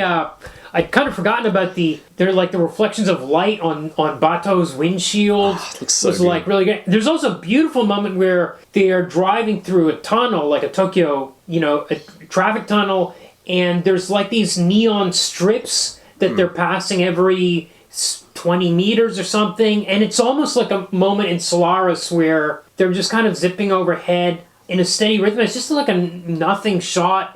But it's so beautifully done. I loved all those kind of bits. So now they need to track down... But because when the Puppet Master came to life, he mentioned something called Project 2501. He said he was a life form that was just formed out of information. He says that, he implies he's that... He's not an AI, he says. No, he's not. He says he's not an AI. He hints it's not made clear how he appeared. No. Fine. We don't need to know. Well... We get a vague explanation later, which I don't think we got in the comic, which is the spoiler, is that Section 6 had built... created this thing and sent it out to use it for political manipulation. That's what he was for originally. That's what Project 2501 and it got out of control, like the Kwisatz Haderach. They're like, well, we're going to build this... Ding ding. We're gonna build this thing, and then we can use it to control the world. Yes. But then it went off. Nice. Yeah. Nice. Yeah. Well done. I didn't even think of the Dune connection. I'm just busy thinking about Neuromancer. Yeah. But yes, so they kidnap him because we get a scene with Aramaki where he says, "I don't understand why Section 6 kidnapped him. I would have just turned the Puppet Master over to them after getting a statement." After deposition, yeah. And they said, well, that's why they've kidnapped him. Clearly they don't want you to know whatever was going to be revealed in that deposition. Which, of course, is that he was originally a super hacking program so that the Section 6 can do stuff without getting their hands dirty. And, of course, that goes back to that earlier scene where the foreign minister or someone was speaking to Aramaki and said, we would deport General Mellors if we had a pretext. Yeah. The Puppet Master provided that pretext by hacking the foreign interpreter with that old virus. Okay.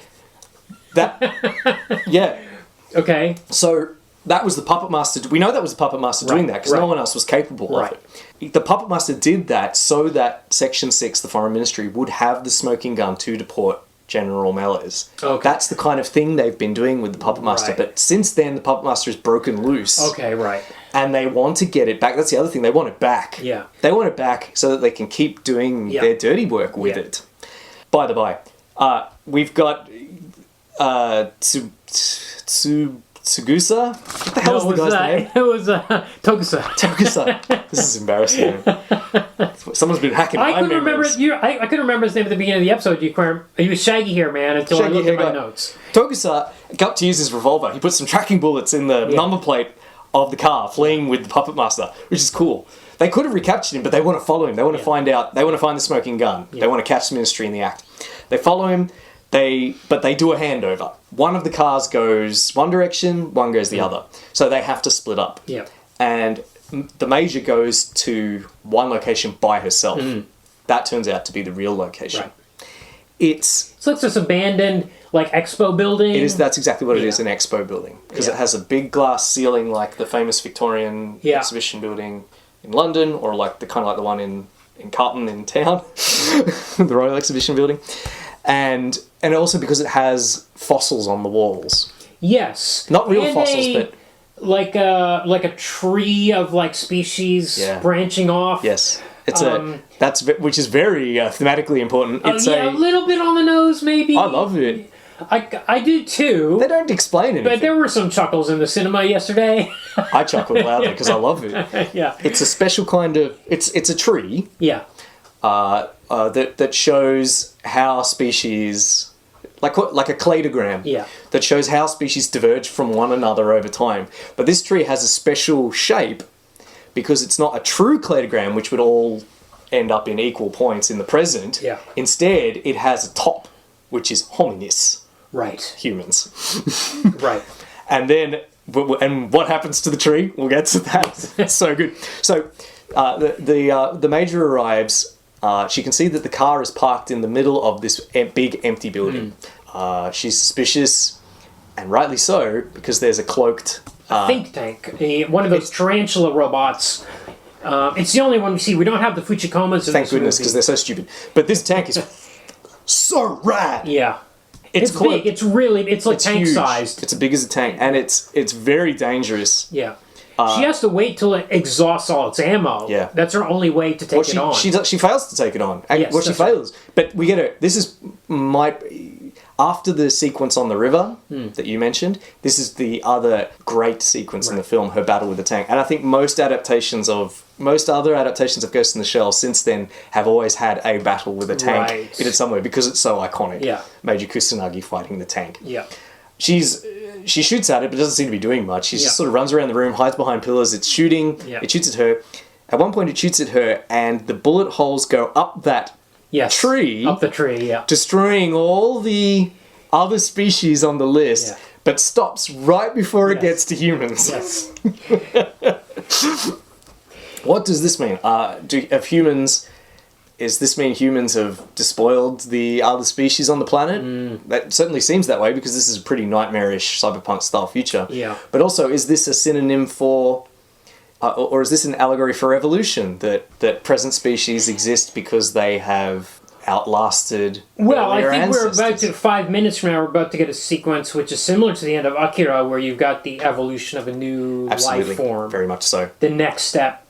That's what this is important. I think that this tree is important for that, which is one of the reasons why I like it. Maybe it is a bit heavy-handed, but hey, after the comic, I think you're right. I'm switching over to your point of view because they don't actually talk. They don't say, "Look at that tree. See how it's been shot up." No, they don't ever say that. They just shoot up it. But it's very memorable. Yes. Kusanagi managed to exhaust all the ammo of the thing or damage its guns. She strips off to engage her active camo again. But she can't get in the tank, and she tries to get in the tank in a very kind of dramatic and horrifying scene. Yeah, she's naked on top of the tank. She's trying to pull open the top. Yep. But it's it's like straining her hydraulics to the point where her arms are like ripping off. She breaks her body doing it. Yeah. But her muscles in her back, or whatever her cybernetic equivalent of muscles are. Yeah. Stand out in grotesque relief. Yes. They start kind of like squirming under her skin. Yeah. And we see her skin tearing, and she actually rips her arms off trying to pry open this hatch and fails. Yeah. The tank, her body essentially shuts down. The tank flips her off the top onto the ground and picks her up with a kind of grabber arm and very dramatically starts to tighten on her skull. Yeah. Like it's going to crush her head with this manipulator. And it's some great Shiro-style machinery because we can see kind of like a very visible mechanism turning as the pressure increases. Yes. It's great. Then Batou arrives and shoots it up with an enormous gun. Yes. But Kusanagi's corpse is laid down next to the corpse of the puppet master. They're not corpses, they're inert cyborgs. Yes. But they're both still intact. The brains are still working in both of them. Kusanagi can no longer speak, actually. She can only talk through Wi-Fi, which people are constantly doing throughout the film. It doesn't seem to explain why sometimes people speak aloud and sometimes they use Wi-Fi, and sometimes they need the plug in their neck and sometimes they can just use their Wi-Fi. It's never explained. I'm fine with it. Yeah. I was fine with it too. So they're communicating by mind. There's a really cool two-shot where you see like half of the puppet master's face on its side, and half of Kusanagi's faces are kind of almost forming. And they have the same face because the puppet master has deliberately chosen an identical model of body to Kusanagi's, although it has different hair. The puppet master's body has long blonde hair. Right. Kusanagi has short. It's not blue like it is in the manga, Yeah. but it's a purplish black. Yeah. Yeah. So they now they have their discussion. Yes. Long discussion. It's really like, it's probably the last 10 minutes of the movie. Yeah. This is slow down, stop all the action, stop the tank fighting. It's just these two faces, inert faces, talking to each other, and one trying to convince the other to fuse so they can become a new life form. The puppet master reveals why it's done what it's done, as you say. It says, I chose Section 9 and I chose you specifically. Why has it chosen the Major? The puppet master's never met the Major before, unlike in the comic where he met the Major. Here, he hasn't met her before. He basically hints that he's seen her search history. Oh, right, okay, right. Or he doesn't say that literally. Yeah. But he says, you've been asking yourself the same kind of questions I have. Right. So that's why I think that the Major was asking herself these questions before she met the puppet master. Right. Yes, that makes more sense. You're right. He says like, you've been asking the sorts of questions. You're like, am I real? What constitutes a living thing if you don't have a body of your own? How do I know that I'm alive or dead? How do I continue on? How do I escape the prison of identity? Because that's... Buddhism says that identity is a prison. It's one of the things that ties us to the realm of tears. The idea that we think we're people. And we don't realise that we're just a light bulb going on and off in our own heads. So the puppet master says, look, I want to become I am limited. And he says he's limited in the same ways that Kusanagi said in her initial conversation back in the car, when she said that I will need a human like you in the car, on our team, because and the others like me are too standardized. We have no variation. A thing that hurts one of us hurts all of us. The puppet master then repeats that to Kusanagi. He says, I could make copies of myself, and I could make those copies subtly different, but they would still be essentially the same organism, and something that could damage one puppet master could damage us all. That is... I think there's a line like that in the comic, but again, it's buried. Yeah, it's buried in a whole lot of dross. But it's there. It is there. But it's been teased out. Yeah. He's teased here by Itō. Yeah. Yeah, Ito's. I have so much respect for Itō. My God. And he says the way that I can become more than what I am is if I merge with you and embrace kind of like the randomness of human experience. Yeah. And she says there's a line I like where Kusanagi says, well, what guarantee do I have that I'll still be myself? And he says, well, people change anyway. You wouldn't be yourself in 5-10 years anyway. That's right. Yeah. Yes. Again, I see that as fitting with the kind of themes I mentioned earlier. Yeah. Kusanagi's worried about her identity and is aware that it's a kind of... The concept itself is a limitation, and yet she still hasn't given up on the idea that she has a... But the Puppet Master is offering something new. Really, the Puppet Master is offering nirvana. Yes. You can be more than the body you're in. You can be more than the identity. Well, isn't nirvana because they also want to be able to die. That too. That's a key, right? Yeah. Well, nirvana is often confused with... That's what nirvana is. It's kind of like that. Like that, okay. Yeah. It's blessed cessation. Right, okay. He's offering her a kind of freedom from the kinds of shit that she's been worrying about. Right. Great. When they're doing it, we see the Puppet Master is an actual angel descending towards her. Yes.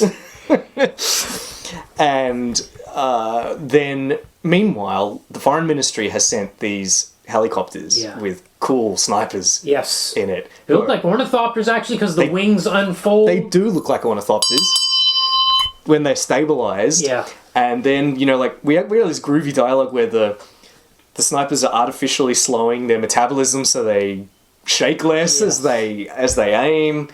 They look really cool. They have these big bulky helmets.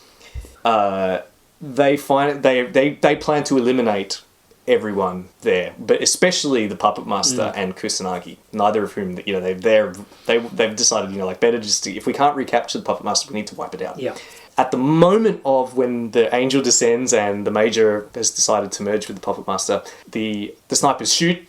The Puppet Master's head explodes. Yeah. But it seems it's not super clear. In a very Shiro-esque sequence of events, it seems like Bateau is reaching to unplug the Major because he's panicked. He doesn't want her to do whatever this is.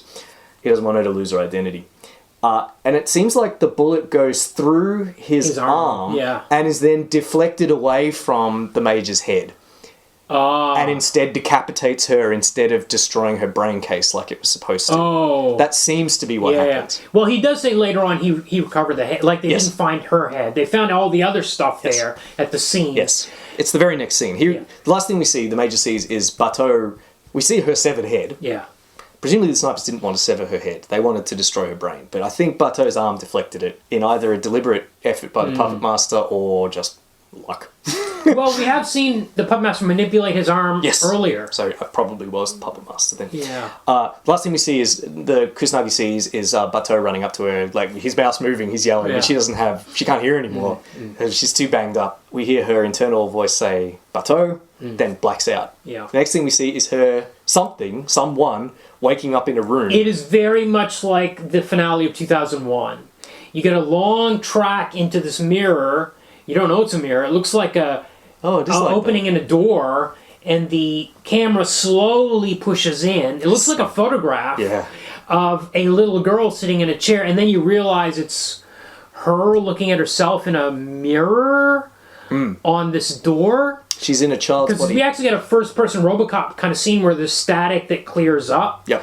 And instead of being in a man's body, she's in a little girl's body, which is a bit like deliberate. They've given birth to a child. Yes, very, very deliberate choice. Yeah.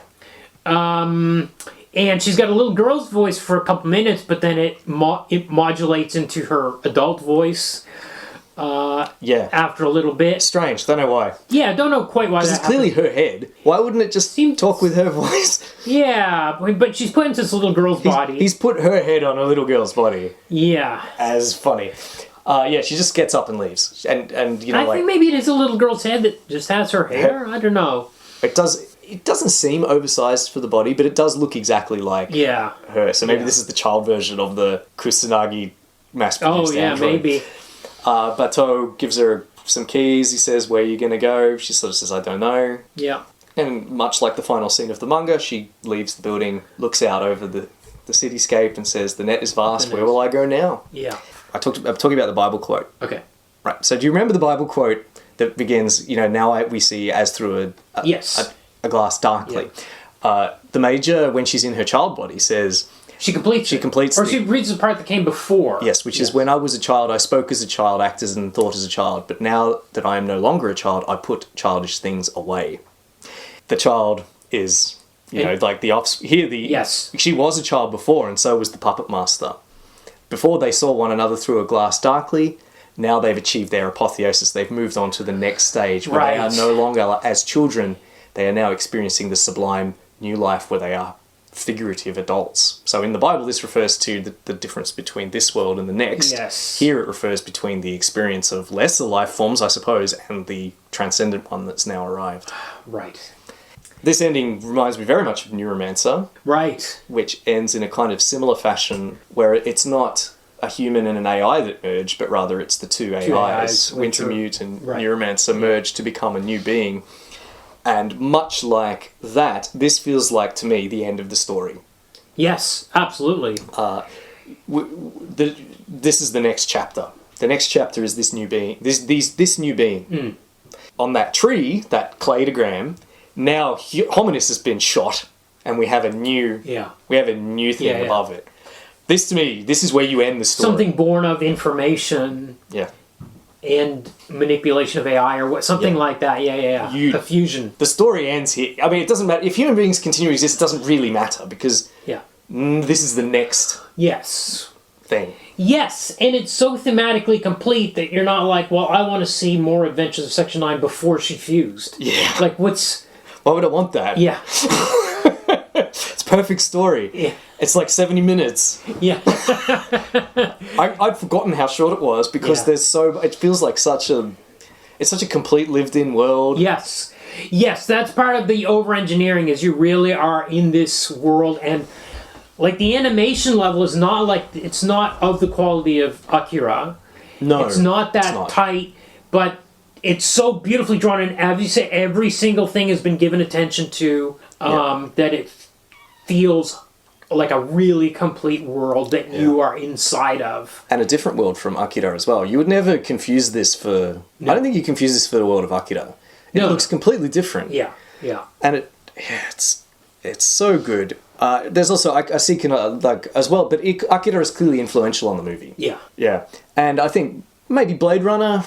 I mean, it's a cyberpunk film. I can see there are some similar Blade Runner type themes at play here. Like, specifically, do you know you're real Absolutely, or not? yes. And what are your memories and all that Especially sort of since you can alter a person's memories to make them... If my memories are altered, am I a new person? Yeah. Or do I become no one, a puppet? Yeah. Great questions that are really valid. Yeah. I just love this film. Yeah. Oh, so I wanted to... While you were talking about the tank fight, it occurred to me that really looks like the final high-rise fight in The Matrix. Yes. When they come in through... I'm so glad you mentioned The Matrix. Bank floor, like the ground floor, and they're going through the metal detectors, that sequence. Yep. Yes. Yeah. I'm so glad you mentioned that, because that is directly inspired by this. Absolutely. The Wachowskis... Oh, and the Wachowskis were comic readers and writers. Yes. Yeah. Yes. But specifically, the Wachowskis, it's a matter of fact that the Wachowskis liked Ghost in the Shell and were inspired to make The Matrix based on Ghost in the Shell. In fact, allegedly, they took it, when they were shopping the film around, they took a DVD of Ghost in the Shell, or a VHS, a recording of Ghost in the Shell, played it to people and said, quote, "We want to do that for real." Right. Meaning live action, I imagine. Yeah. So that scene in the lobby or whatever, it's directly inspired by Ghost in the Shell. Yeah. By that tank battle scene. Yeah. 100%. Yeah. Okay, let's get our trivia. Sure. To say, this film, much like Akira, there is some debate over the budget. Okay. For the longest time, the estimates were that it cost 600 million yen. Okay. So a lot, but... That's equivalent of like $6 million? US dollars, something like that? Yes, it's about $6 million in like the 90s, yes. Yeah. Yes. That figure was probably inflated, much like Akira's one was, to make it seem like it was a more prestigious production. So the marketing guys pumped it up and kept it a secret. It actually recently, in one of the producers tweeted that it actually cost 330 million yen. Huh, okay. Which is not that dear. Yeah. It's about almost a third of what... It's about a third of what Akira cost in $1988. Okay. 1988 yen. Yeah. So, fairly low budget. So that's about 3 million US. It made 10 million US at the box office. Okay. So a success, but not a runaway success. Okay. However, it has done long-term home video sales. Massive business 30 years of home video sales. Oh yeah. And of course it spawned a successful franchise of films, television shows. Multiple TV series. Yes. At least 2 other like feature film releases. Yeah. Yes. Okay. So how did it get made? Well, we go back to manga entertainment. Okay. And we go back to the impact of Akira and what weebs in the West thought anime was. Okay. Or embryonic weebs thought that anime was. So, Manga Entertainment, as we discussed in our Akira episode, was basically this is the British company that was founded specifically to distribute Japanese anime in Western markets. First, the UK market specifically, was founded after Akira to provide more of the same. Manga Entertainment, it's been a few years since Akira came out, and Manga Entertainment is sick of buying anime from the US to distribute in the UK. They want to buy it from Japan and sell it to the US so they can make more money. That's point one. The second point is, as I've said, anime in the West equals Akira. Yeah. But to quote the founder and head of Manga Entertainment at the time, there were few films to match Akira. Right. Finally, there are some competitors to Manga Entertainment now and starting to nibble at their market share. So what do? They decide the obvious solution is to produce anime. So Manga Entertainment is they're one of the financiers. I saw them in the credits. Not just one. They contributed a third of the budget and possibly more. I saw 3 names in the credits. One was like Kodansha. One was I can't remember what the third one is. Anyway, I read again the comic book movies by David Hughes, published in 2003, heavily implied that Manga Entertainment took the concept to Kodansha and not vice versa. Okay. Manga Entertainment said, we want to fund an anime movie, and we want it to be like Akira. What you got? Yeah, right. And Kodansha's like, well, we got this crazy shit Yeah. by Shirow. Yeah. It could be anything, really, but it's very cyberpunk. And they even mentioned psychic powers at one point. Right. Remember there's a throwaway panel about psychic powers that goes absolutely nowhere? Yeah. And the rest is history. Yeah. Shirow is not involved in making the film. Right. Like Otomo, or probably even because of Otomo, Shirow had also tried his hand at directing in the late 80s. He directed Black Magic M66. Yeah, that's right, yeah. However, like Otomo, he went massively over budget. Okay. Right. Unlike Otomo, he was forced out. Right. And his assistant took over, which is something he was apparently very bitter about. Now he has nothing. He has very little to do with anime now. Yeah, right. Probably because of that experience. Yeah, right. Probably because he's too busy doing porn or whatever it is he does now. Drawing pin-ups and calendars. Yeah. There's another factor here, which is that he lost his home in the Kobe earthquake of 95. Oh, I didn't know that. I wonder if that affected his choices. I don't know. Anyway, go on. We mentioned the music. Yeah. Clearly inspired by Akira. Again. Yeah. We've got, for some reason, Bulgarian chants always pops up on the internet. I don't know what a Bulgarian chant is. It was mentioned in relation to both Akira and this film. Yeah. I don't think there are any Bulgarian chants, but anyway, the composer is, I guess it's kind of like you go to for weird atonal melodies. Yeah, right. Yeah. But the composer is Kenji Kawai, who is a frequent collaborator of Oshii's. That name is like nominative determinism. It's, you know how like Jimi Hendrix's middle name was Marshall? Right. Imagine if your last name was Kawai, like the Kawai pianos. Oh my god, of course. And this guy's a musician. Only one eye though. Yeah. But he scored Ringu, Okay. the ring. Yeah. As I mentioned, the main theme for the film incorporates classical Japanese chanting, specifically from a marriage ceremony to ward off evil spirits and guarantee prosperity for the couple. Traditionally, I think one person kind of wails out this melody at a marriage ceremony, but Kawai he hired a bunch of them, these women, and made them sing in a choir or sing as a chorus, which they were absolutely unaccustomed to doing. Yeah. And it gives us that crazy. It's very unearthly. Yes. It's not. It's like spirits from another realm. It gives it that organic, ethereal quality. Yeah. Feels very. It's spooky. Unnatural. Yeah. Whereas I guess a choir accustomed to singing together would sound more natural, less unearthly. Yeah. That's well put. Yeah. A final thing about the music. A funny thing about the music is. When Manga Entertainment distributed it in the UK and the West, they removed the third song, the third refrain, which plays over the credits, which was called Reincarnation. They removed that from the Western release and replaced it with a song by U2. What? Yeah. Okay. To get the film press. You know, this film has featuring this new track by It's U2. legit. It has a U2 song on it.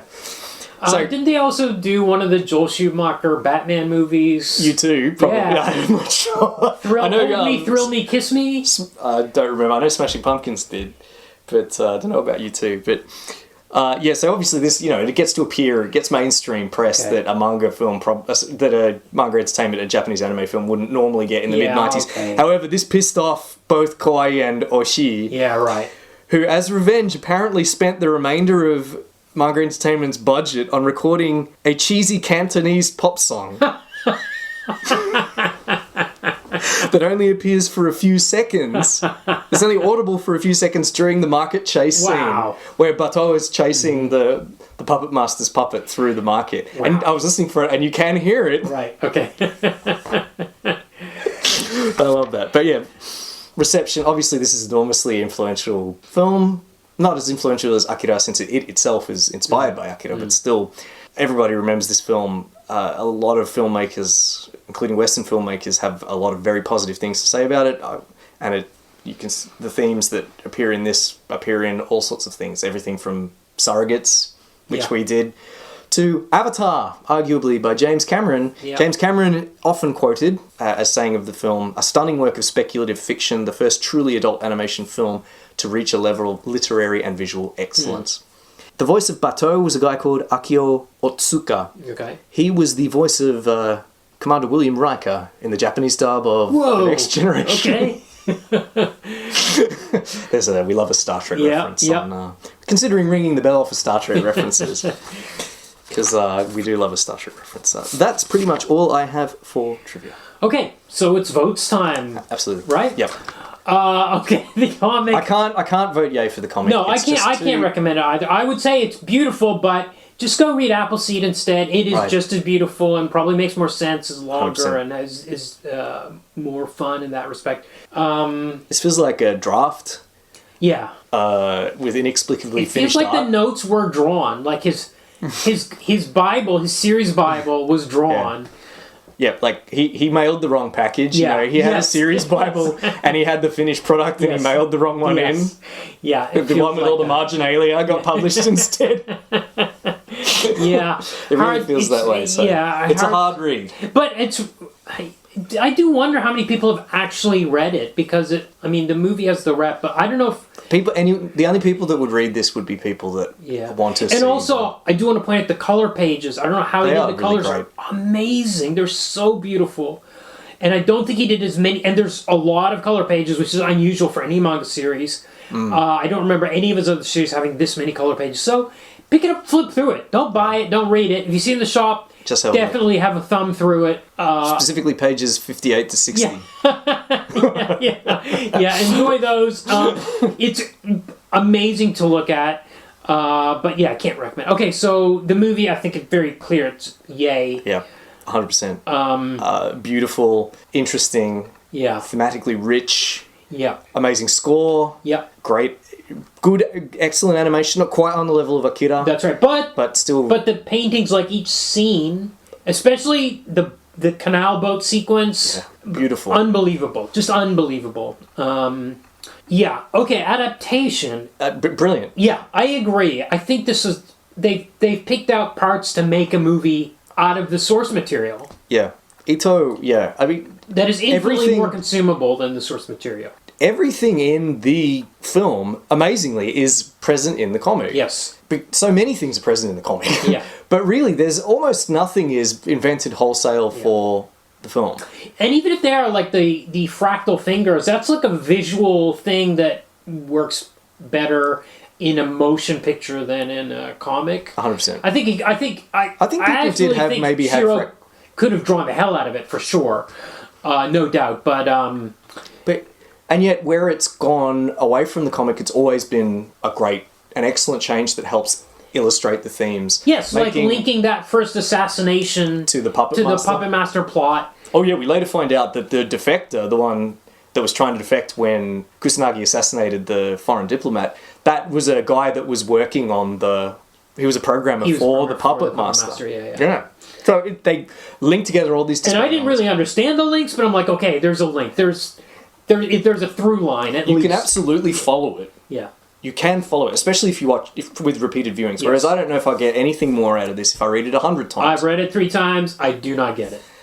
Yeah. Changes to things like Kusanagi's characterization, making her melancholy and thoughtful. Yeah. Makes perfect sense. Rather than the Puppet Master saying, I'm drawn to you because of karma. He says, I'm drawn to you. Yes. I'm drawn to you because we have a similar outlook on on how we feel. You said, I've been looking at what you've been Googling. Yeah. And we feel the same way. Even the nudity, as I pointed out, can be seen as lending itself towards the themes of the film. Yeah. I think it does a wonderful job of both remaining true to some of Shirow's wilder ideas, or perhaps less wild ideas among all those wild ideas, and also taking the liberties that are needed to make it thematically consistent around a couple of core concepts: identity, like existence, the nature of life. Yeah. Things like that. Yeah. Brilliant. And I'll let I might actually quote David Hughes, who wrote this comic book movie book. Okay, yeah. He said, "What adverse criticism there was of Ghost in the Shell focused somewhat unfairly on its impenetrable plot. Mm-hmm. Impenetrable only in comparison to the... I would say the plot of Akira is actually more... impenetrable. You've really got to watch that 10 times before you start to get it into your head. Sure. Yeah. He goes on to say, the director, Oshii, has always specialised in depicting little people, quote, dwarfed by the events around them, with little hope of seeing the big picture. From Pat Labor onwards, he has forced the viewers to see his world through the eyes of his characters. Because very little is explained. As you said, we just see things. Like Kusanagi spotting herself in the mirror in the window of the cafe. like her seeing herself in reflections when she's looking at people that are evocative of her own internal thinking. Ito's script is a beautifully crafted adaptation and simplification of the admittedly arcane original. Ghost in the Shell is an exercise in making science fiction appear as real as the present day, and its naturalistic approach extends to refusing to explain every last detail. I think that sums it up very well. Yeah, one of the greats. Okay, please like, rate, review, subscribe on your platform of choice. You can contact us through the email address in the show notes. We love getting emails. Or you can send us a DM either through Facebook, Instagram, Blue Sky, Threads. You can even leave a comment on YouTube. All those links are in the show notes. And please join our Patreon at patreon.com/comicbookmovieoblivion. All one word. We went to see this movie at a cinema last night. Mecca Fest, is it? Mecca Fest here in Melbourne. We were very lucky, but those tickets cost dollars. So please join the Patreon so we can afford to keep doing that kind of stuff. So as you probably guessed, next week we will do the 2017 live-action version of Ghost in the Shell starring ScarJo. There will be no additional reading. I don't know if any of it's based on 1.5 or 2.0. Doesn't matter. So we're going to skip the manga talk. Yep. Next week we're going to go straight into the movie. Right. Any other setup necessary? I think it's rated PG-13. I think. A bit like RoboCop versus remake RoboCop. We're not unlike Major Kusanagi in the anime. We're not going to see Scarlett Johansson's breasts. I don't believe so, but I'm looking forward to being surprised. I'm not watching it then.